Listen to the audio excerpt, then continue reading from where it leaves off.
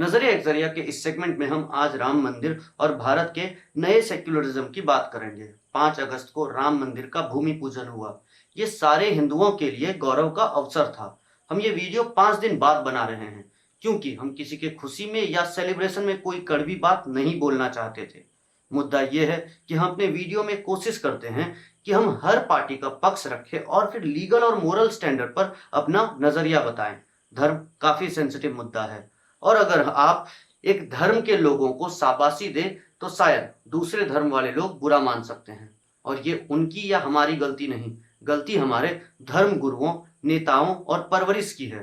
तो हम आपसे गुजारिश करेंगे कि आप ये वीडियो पूरा देखें और फिर कोई एजम्पशंस बनाएं, क्योंकि आज देश में लोग बातें बाद में सुन रहे हैं और फैसला पहले ले रहे हैं। भीड़ का हिस्सा ना बने, बल्कि भीड़ से बाहर निकले और समझदार बने। पूरे देश में इस भूमि पूजन के अवसर पर हिंदू समाज खुशी मना रहा था। हम भी अपने परिवार के साथ इस खुशी के मौके पर शरीक हो रहे थे।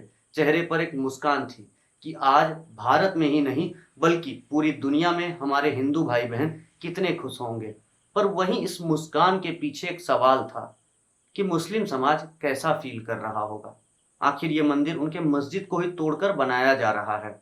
हाँ, हम मानते हैं कि ये सुप्रीम कोर्ट ने फैसला लिया था, पर फिर भी किसी का घर या आस्था टूटे तो दर्द तो होता है। और हम ये नहीं मान सकते कि ये सवाल सिर्फ हमारे ही जहन में आया होगा, क्योंकि उस दिन कुछ लोग ये मीम शेयर कर रहे थे।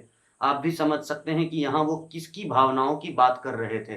पर क्या आप ये नहीं मानते कि ये थोड़ा इनसेंसिटिव और अनसेक्युलर था? राम मंदिर का मुद्दा आज का नहीं बल्कि दशकों पुराना है। इस मंदिर के लिए कितना नरसंहार हुआ है वो हमसे ज्यादा अच्छे से आप जानते हैं। ऐसा नहीं है कि पूरा हिंदू समाज इस मंदिर की मांग कर रहा था, पर कई लोग और संगठन इसको अपने जीवन का एकमात्र उद्देश्य बनाकर जी रहे थे। इतना खून खराबे के बाद कुछ शिक्षित लोग ये बोलने लगे थे कि हमें ना मंदिर चाहिए ना मस्जिद, वहां आप स्कूल या हॉस्पिटल बना दो। पर धर्म के मामले में लॉजिक और रैशनल विचार कब तक टिक पाते हैं? बीजेपी पार्टी, जिसका कि जन्म ही हिंदुत्व फैलाने के लिए हुआ था, उसके सरकार के अंडर सुप्रीम कोर्ट ने राम मंदिर को जीत दिलाई। 9 नवंबर को जब इस केस पर कोई फैसला आना था, दोनों धर्म के लोग आस लगाकर और डर से सहम कर घर में बैठे थे। आस इस बात की कि शायद उनका धर्म जीत जाए और डर इस बात का कि अगर एक धर्म जीत गया तो दूसरे धर्म वाले दंगा न कर दे। पर भगवान की दया से इस मुद्दे पर कोई बड़ी झड़प भारत के किसी कोने में देखने को नहीं मिली। जहां एक पक्ष खुशी से जय श्री राम के नारे लगा रहा था, वहीं एक पक्ष अल्लाह को याद कर दुखी हो रहा था। और इसी दिन भारत में नया सेक्युलरिज्म का जन्म हुआ था, जहां से भारत में हिंदू राष्ट्र का सपना देखा जाने लगा। अब एक हिंदू के लिए इससे ज्यादा गर्व की बात क्या हो सकती है? तो फिर क्यों विदेश में और फिर अपने ही देश में कुछ हिंदू इस बात का विरोध करते हैं? क्या वो अन्य हिंदुओं से कम हिंदू हैं, या वो हिंदू होने पर शर्म महसूस करते हैं, या फिर वो ये मानते हैं कि धर्म उनका पर्सनल मामला है? और जब धर्म के नाम पर पॉलिटिक्स होता है तब धर्म धर्म नहीं रहता बल्कि वोट का एक जरिया बन जाता है।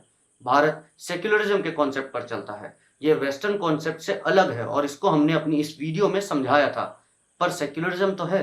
अब आपके कुछ सवालों का जवाब दे दें।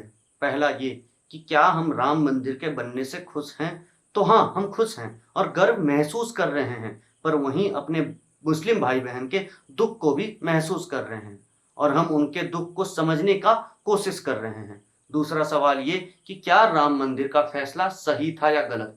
तो ना हमने राम जी को सामने से देखा है जो हम राम जन्मभूमि की पुष्टि कर पाए, और ना ही हम कोई जज या कोर्ट हैं जो कि इस बात का फैसला करें। हमारे लिए राम भगवान हैं, जिन्होंने ना जन्म लिया था और ना वो अब तक मरे हैं। वो तो बस हमारे गुरु हैं जो हमें जीवन के सही मार्ग पर चलना सिखाते हैं।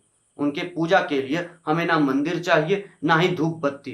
दिल से जहां जय सिया राम बोल दिया, हमारी पूजा संपन्न हो जाती है।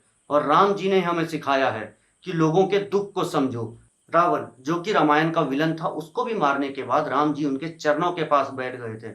तो हम तो इतना कर ही सकते हैं कि अपने भाई बहन के दुख में शरीक हो सके। तीसरा सवाल ये कि हम हिंदू सपोर्टर हैं या मुस्लिम सपोर्टर। तो जी, हम धर्म से हिंदू हैं, पर हमारा धर्म हमें हर धर्म की इज्जत करना सिखाता है।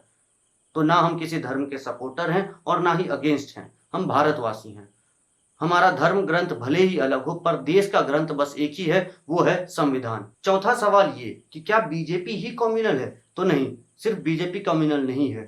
कांग्रेस पर भी ऐसे आरोप हैं जहां इंदिरा गांधी ने सिख एक्सट्रीमिस्ट को सपोर्ट किया था, राजीव गांधी ने शाहबानो केस में मुस्लिम कट्टरपंथ को सपोर्ट किया था। क्या मोदी का भूमि पूजन में जाना गलत था। तो हाँ भी और नहीं भी। जब देश का मूड ऐसा कम्युनल हो तो एक प्रधानमंत्री का किसी भी धार्मिक आयोजन में जाना गलत मैसेज देता है। पर फिर जैसा कि हमने अपनी इस वीडियो में कहा था कि धर्म आदमी की पहचान है और हमारा संविधान धर्म निरपेक्ष है, अधर्मी नहीं। पहले भी राजेंद्र प्रसाद एक प्रेसिडेंट के तौर पर सोमनाथ मंदिर के उद्घाटन में जा चुके हैं और इंदिरा गांधी भी भारत माता मंदिर के उद्घाटन में जा चुकी हैं। पर वहीं जब योगी आदित्यनाथ ये बोलते हैं कि अगर उन्हें मस्जिद के उद्घाटन के लिए बुलाया जाए तो एक योगी के तौर पर वो नहीं जाएंगे, पर उन्हें अगर एज सीएम बुलाया जाए तो वो जरूर जाएंगे। देखिए, हम योगी आदित्यनाथ के कई बातों से एग्री नहीं करते, पर यहाँ जो उन्होंने कहा है बिल्कुल सही कहा है। अब उनके सेक्युलरिज्म को टेस्ट करना हो तो बुला लें उन्हें मस्जिद के निर्माण के उद्घाटन के लिए।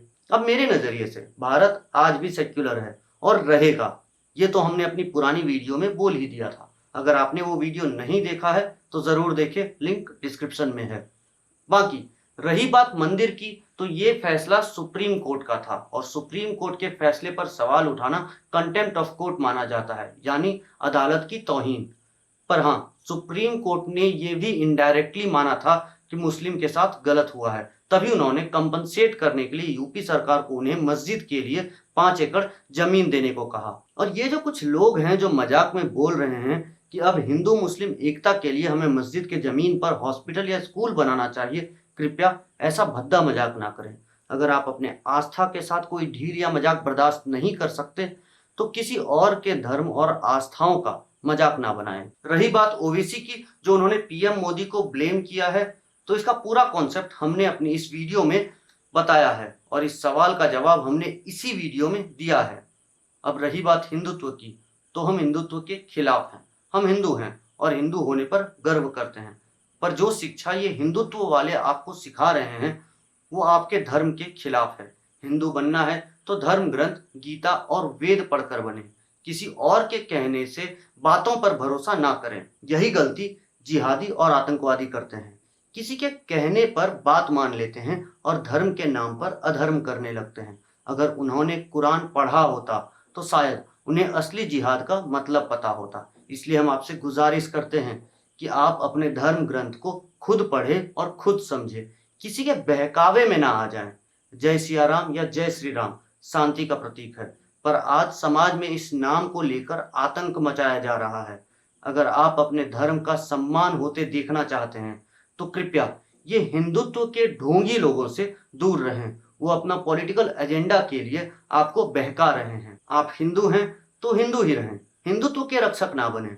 हमारा धर्म हजारों साल पुराना है और आज तक चला आ रहा है। इस धर्म को आपके रक्षा की जरूरत नहीं, और यही बात हर धर्म पर लागू होता है, चाहे आप मुस्लिम हो, क्रिश्चियन हो, बुद्धिस्ट हो या जैन हो। अपना धर्म ग्रंथ पढ़ें, खुद धर्म को फॉलो करें, किसी के कहने पर किसी बात का विश्वास ना करें।